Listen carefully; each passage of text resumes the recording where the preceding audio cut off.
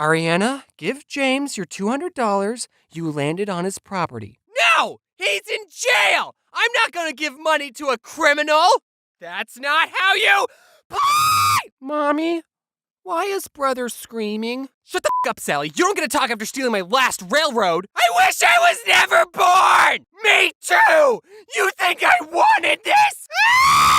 Hi, what you all just witnessed is the phenomenon known as family game night. Family game night plays an important role in the household dynamic, as studies have shown that families who participate in activities together form closer bonds and stronger relationships with each other. So try setting aside some time to play board games with your family. And if they beat you, cut them out of your life forever. Okay, have fun, you guys.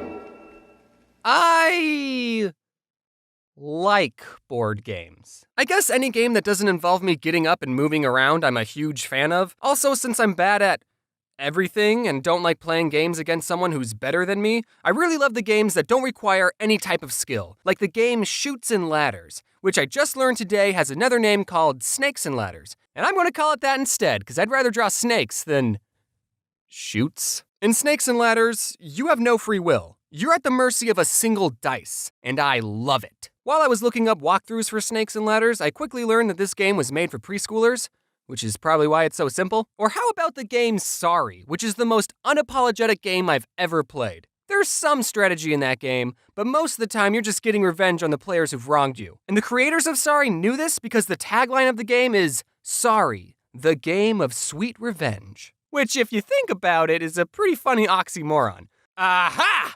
Take this! Sorry.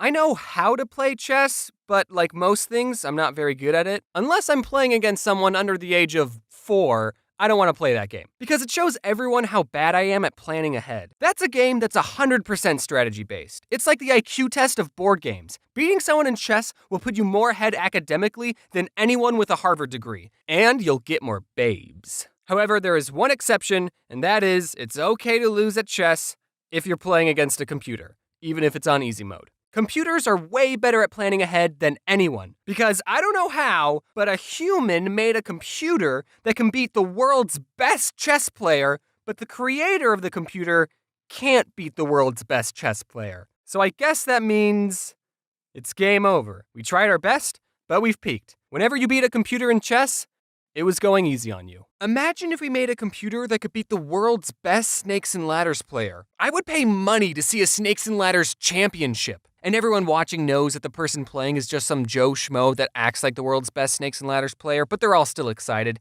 And there's real snakes that you get to slide down? That would be amazing! Sign me up. While we're on the topic of chess, I want to tell you about this cool sport I discovered called chess boxing. This is an actual competitive sport where 2 players play chess for 3 minutes, then box each other for 3 minutes. And they keep switching between chess and boxing until someone either gets a checkmate, they run out of time playing chess, or they KO the other player. I love this sport because it combines 2 polar opposite games, and it's something that anyone can play. Brains over brawn? Try saying that after I sucker punch you in the— Oh, that was a good move. I'm gonna punch you so hard in the balls for that. I know I just said I was bad at chess, but if there's any YouTubers who want to challenge me to a chess boxing match, I will gladly take you to the ring, and we can charge people $12 just to watch. And we can end it in a draw, so that way you won't look bad in front of your fans. So Battleship, that's another board game, and it also got a big Hollywood movie based off of it. I haven't seen it, but I hope there's a scene where the captain of the ship goes, "Men, fire at D6? And then there's an explosion in the distance, and then Rihanna, who is actually in that movie, says, "Sir, the alien sent a message. It says, miss." And the captain goes, Someone write that down so we don't forget. And then there would be an explosion at the back of their ship, and alarms start going off, and everyone on board starts freaking out except for the captain, and he goes, "Rihanna, send the aliens a message. Tell them, hit."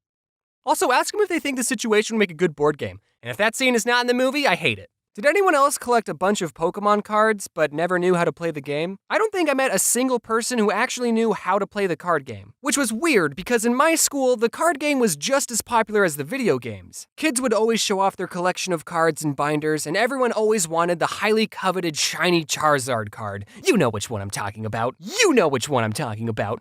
You know which one I'm talking about. Unlike Yu-Gi-Oh!, which had dedicated episodes explaining why these 5 pieces of cardboard were expensive, the shiny Charizard was rare not because it was good in the game, but because everyone agreed that it looked cool. But then when you ask someone, hey, do you want to play a game? They would say, okay, I summon my Charizard.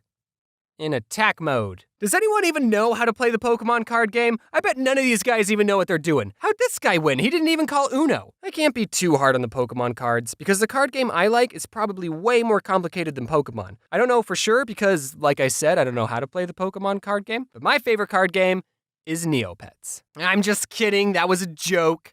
Kind of. I did actually own a lot of Neopet cards. I don't remember exactly how to play. I do remember you have to get 21 points to win, which got me into playing blackjack. But it's okay that I don't remember how to play, because no one else is playing this game. I wanted to find some footage of a Neopet TGC championship, only to come to the disappointing realization that no Neopet championship exists, which is sad. So if there's any YouTubers watching who want to fight my Scorchio, square up. Okay, but for real, the card game I like the most is Magic the Gathering. And fun little factoid, all 3 card games I've mentioned were created by the same company, Wizards of the Coast. Hey, is that a Monopoly reference? I've been playing Magic since 2007, and back then the game was a lot more simple. Look at some of these more recent cards. First, see how many words are on them? And if we flip them over, they merge into an even bigger card. What? If you showed these cards to my 11-year-old self, I would have lost my marbles. My favorite thing about Magic is when Dick Garfield, was first creating the game in 1993, he didn't really have an accurate way of testing the cards to make sure they're all fair and balanced, and he ended up creating some of the most overpowered cards in Magic. And players today refer to these cards as the Power 9, because there were 9 really good ones, which is why every single one of them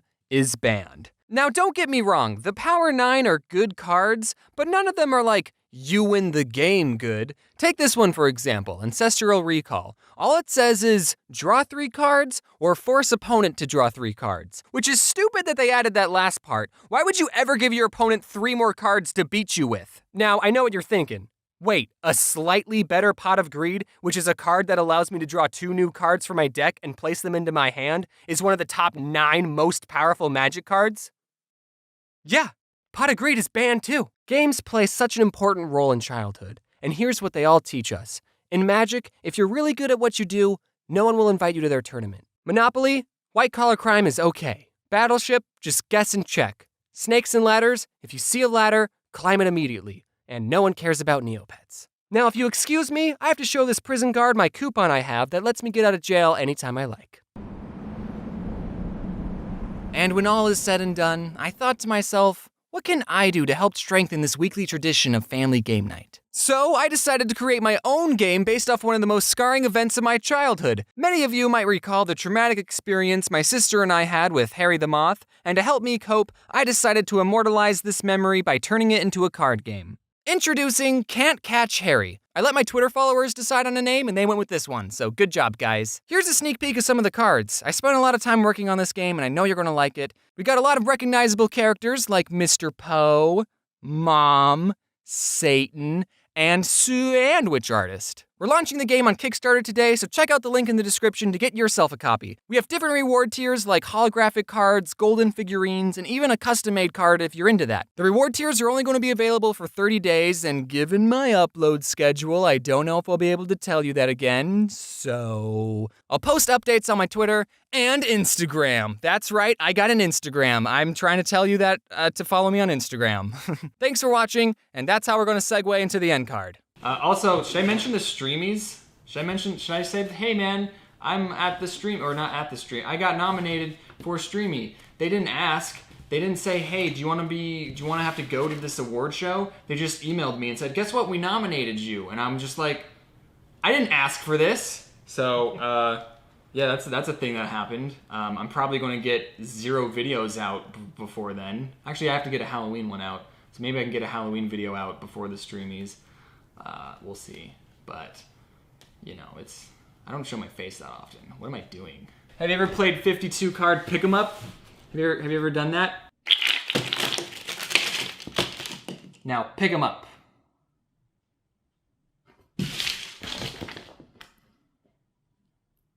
Thanks for watching the video. Wear a seatbelt, by the way.